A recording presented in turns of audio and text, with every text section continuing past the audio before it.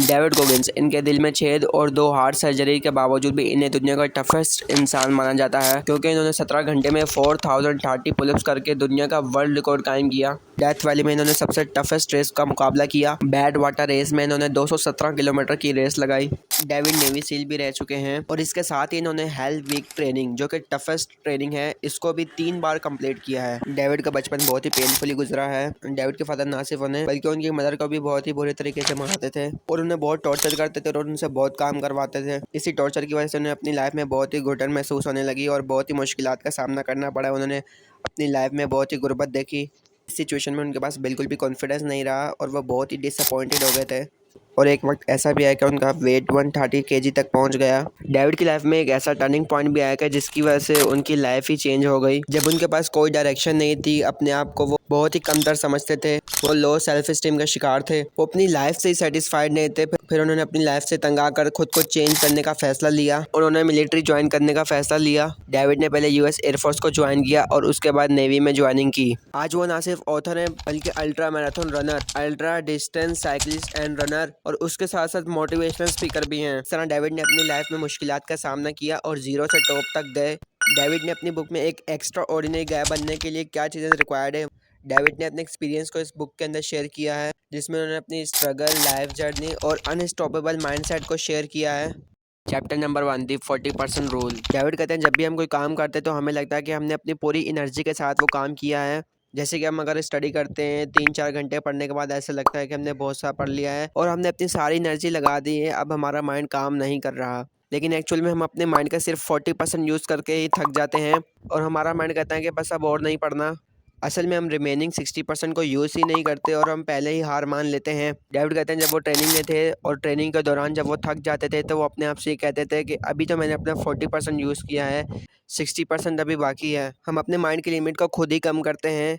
जब कभी आपको भी लगे कि आपने अपनी पूरी एनर्जी के साथ काम किया है तो आपने अपने आप से कहना है कि मैंने तो अभी 40% यूज़ किया है, 60% अभी बाकी है। जब आप परसिस्टेंट होकर डेली इस रूल को फॉलो करेंगे तो ऑटोमेटिकली आपके माइंड में ये बात बैठ जाएगी कि अभी आपकी एनर्जी बाकी है। जब आप इस हैबिट को अपना लेंगे तो आप एक ही सेंटेंस दोहराएंगे, शुरू तो मजबूरी में किया था लेकिन अब मज़ा आने लगा है। Chapter number 2, accountability mirror. David कहते हैं अगर हमें अपने गोल्स को रियलाइज़ करना है तो हमें खुद को टफ बनाना पड़ता है। इस टेक्निक को वो अपने बचपन से यूज़ करते हुए आ रहे हैं। जब उन्हें कुछ भी समझ नहीं आता था, डेविड मिरर के सामने खड़े होकर खुद से सवाल करते थे कि मैं कहाँ हूँ, मुझे कहाँ जाना है, मेरी मंजिल क्या है और कैसे जाना है, मैं अपने आप को कैसे चेंज कर सकता हूँ।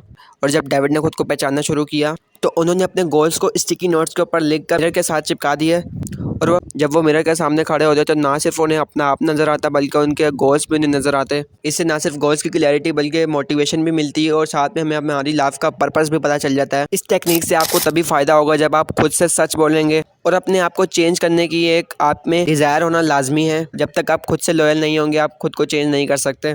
स्टिकी नोट्स लगाकर अपने गोल्स को देखें और अपने आप से ये सवाल करें कि आप कहाँ खड़े हैं, आपने कहाँ जाना है और कैसे जाना है। जहाँ दूसरे लोगों की 100% कैपेसिटी के ऊपर काम करती है, उस तरह डेविड की बॉडी काम नहीं कर सकती थी क्योंकि उसके दिल में छेद था।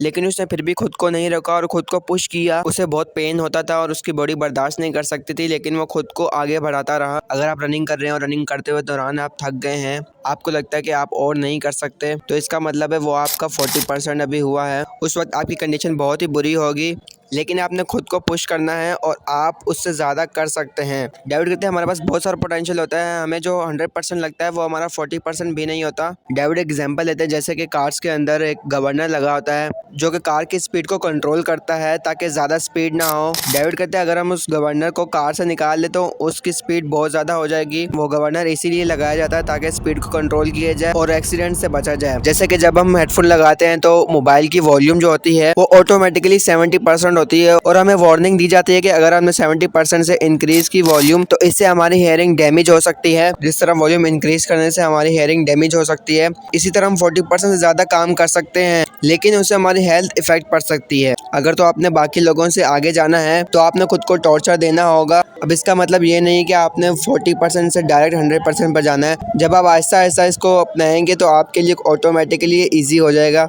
कुछ पाने के लिए कुछ खोना नहीं बल्कि कुछ करना पड़ता है। डेविड ने भी खुद को बहुत ही टॉर्चर दिया है। जब वो पुलअप्स करते थे तो उनके हाथों की जेल उतर जाती थी। जब वो पुलअप्स कर रहे थे तो उनके हाथों से खून निकलने लग गया था। उनके हाथों के ऊपर पट्टियां लगा दी। जब उनके हाथों की पट्टियां खोली तो पट्टियों के साथ साथ उनके हाथों की स्किन भी खुलने लग गई। डॉक्टर्स के मना करने के बावजूद भी उन्होंने हार नहीं मानी और दोबारा पुलअप्स करने चले गए। इस तरह उन्होंने बार बार पुलअप्स करके जख्म दे दे के वर्ल्ड रिकॉर्ड कायम किया। और जब वो बैड वाटर के लिए मैराथन में गए वो रेस उन्होंने बगैर किसी प्रिपरेशन के की, जिसमें वो हाफ कंप्लीट करने के बाद उनके पाँव में फ्रैक्चर पड़ गया, जिसकी वजह से उनके लिए चलना बहुत ही मुश्किल हो गया था। लेकिन उस बंदे ने फिर भी हार नहीं मानी और चलता रहा। और उन्होंने 3 बार हेलविक की ट्रेनिंग इसलिए की क्योंकि पहली मरतबा जब ट्रेनिंग की तो उनको नमूनिया हो गया, जिसकी वजह से उन्हें निकाल लिया गया। और सेकंड टाइम उनके पाँव पर चोट लग गई, जिसकी वजह से दोबारा निकालना पड़ा। लेकिन उन्होंने फिर भी हार नहीं मानी और तीसरे टाइम में उन्होंने फाइनल क्वालिफाई कर लिया। Chapter number 3। डेविड कहते हैं जब वो रेस कर रहे थे तो रेस के दौरान जब उन्हें चोट लगी और वो बहुत ज़्यादा थक भी गए थे और उनसे चला नहीं जा रहा था, उनकी बॉडी ने जवाब दे दिया था। जब उनकी एनर्जी खत्म हो गई तो उन्होंने अपने पास की परफॉर्मेंस को याद की कि वो हेलविक की ट्रेनिंग किस तरह उन्होंने 3 बार कंप्लीट की। उनको पानी से भी डर लगता था, लेकिन वो पानी में जाकर उन्होंने अपने डर को ख़त्म किया। अपनी अचीवमेंट्स को याद करके उन्होंने कहा कि जब मैं ये सब कर सकता था तो ये भी कंप्लीट करूंगा। डेविड ने खुद को बहुत ही हार्ड कर लिया था। डेविड अपनी बुक में लिखते हैं जब कभी भी डेविड होते तो उनकी मदर उनको कुकी जार में से बिस्किट निकाल के देती, जिससे वो खामोश हो जाते और अपने आप को टैकल कर लेते। डेविड कहते हैं इसी तरह हम कुकी जार को यूज़ करके अपनी एनर्जी को मेंटेन रख सकते हैं। जब कभी आपकी एनर्जी खत्म होने लगे, आपकी परफॉर्मेंस लो हो जाए, तो आपने कुकी जार में से एक बिस्किट निकाल के खाना है और वो बिस्किट आपके पास की परफॉर्मेंस होगी जिसको आपने याद करना है। डेविड की लाइफ स्टोरी सुनने के बाद आपको किसी मोटिवेशन की ज़रूरत नहीं होगी। I hope you must found this video helpful. If you want to explore more informative and amazing content, then visit my channel and groom your personality. I will come with another amazing content. Till then, take care of yourself and Allah Hafiz.